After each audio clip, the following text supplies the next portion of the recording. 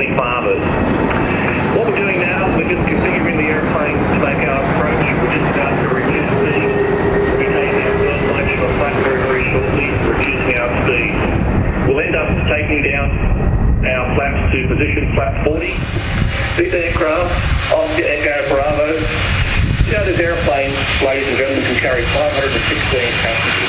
Today, we're only carrying 150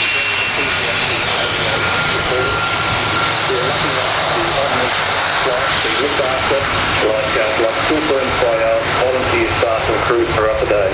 And we're looking forward to meeting all of you, or as many of you as we can while we're on the ground.